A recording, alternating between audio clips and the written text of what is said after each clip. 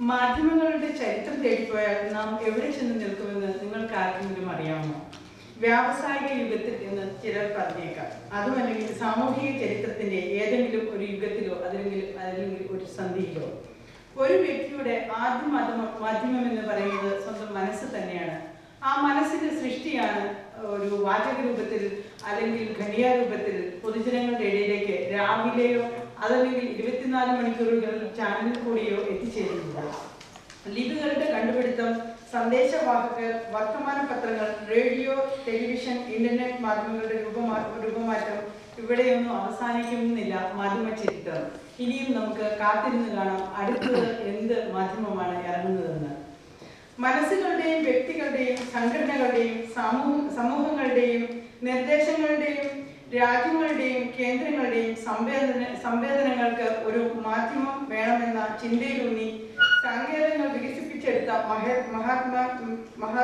മഹാത്മരും പ്രഗത്ഭരും മനസ്സിൽ കണ്ട ഐക്യലക്ഷ്യത്തിലേക്കും വികസനത്തിലേക്കും ഒരു പരിധിവരെ പ്രായോഗികമാവുന്നത് മാധ്യമരംഗത്താണ്. മാധ്യമങ്ങൾ രൂപപ്പെട്ട സാങ്കേതികതയല്ല ഞാൻ ഉദ്ദേശിച്ചത്, മറിച്ച് സമൂഹത്തിന് മാധ്യമങ്ങൾ ചെയ്യുന്ന നന്മയെയും പരിഷ്കരണങ്ങളുടെയും കാര്യമാണ് ഞാൻ നിങ്ങളോട് പറയാൻ ആഗ്രഹിക്കുന്നത്. കോടിക്കണക്കിന് ഇലക്ട്രോണിക് ഡിവൈസ് ഉപകരണങ്ങളെ ഒരു ശൃംഖലയായി ബന്ധപ്പെടുത്തി നിമിഷം തോറും പെരുകുന്ന അതിരുകളില്ലാത്ത ലോകമാണ് സൈബർ ലോകം. നാം സൈബർ സ്പേസ് എന്നതുകൊണ്ട് അർത്ഥമാക്കുന്നത് ഇതാണ്. Cyber space has no physical boundaries, it goes exponentially. അപ്പോൾ ഇത് 100 × 100 crore × crore സൈബർ കുറ്റകൃത്യങ്ങളും വർദ്ധിച്ചു വരുന്നു, സൈബർ സ്പേസ് വർദ്ധിച്ചു വരുന്നു, ഇന്റർനെറ്റിലുള്ള ഓരോ കാര്യങ്ങളും അങ്ങനെ തന്നെ വർദ്ധിച്ചു വരുന്നു. എന്നേക്കാളധികം അതിനെക്കുറിച്ച് നിങ്ങൾക്കറിയാമെന്ന് എനിക്കറിയാം.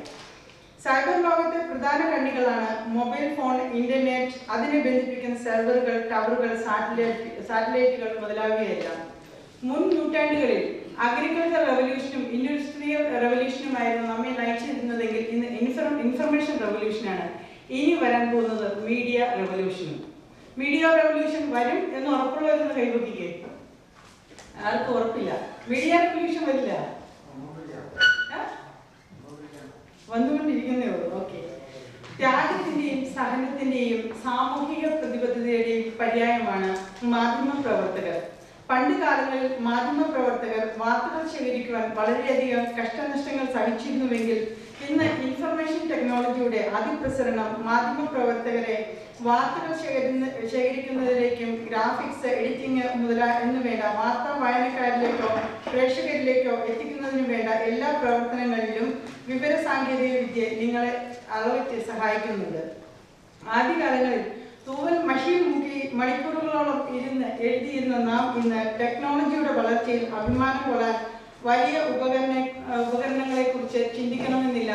കയ്യിലിരിക്കുന്ന പേനയെ കുറിച്ച് തന്നെ ചിന്തിച്ചാൽ മതി. അവിടെ നിന്ന് വർത്താനം പറഞ്ഞാണെങ്കിൽ ഇറങ്ങി നോക്കും.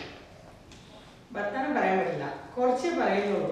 കേൾക്കാൻ പറ്റുന്നവരിയ്ക്കുക, അല്ലാത്തൊരു പുറത്തേക്ക് ഇറങ്ങി പോയിക്കോളാം. ഒരു ദാക്ഷിണ്യം ഇല്ല ക്ലാസ്സിൽ. അക്സെപ്റ്റ് ചെയ്യാൻ പറ്റുന്നത് അക്സെപ്റ്റ് ചെയ്യുക, അല്ലാത്തത് വേണ്ടെന്ന് വെക്കുക. അത് കേട്ടില്ലെന്നുള്ളൂ, വർത്തമാനം പറയാൻ പാടില്ല പ്ലീസ്.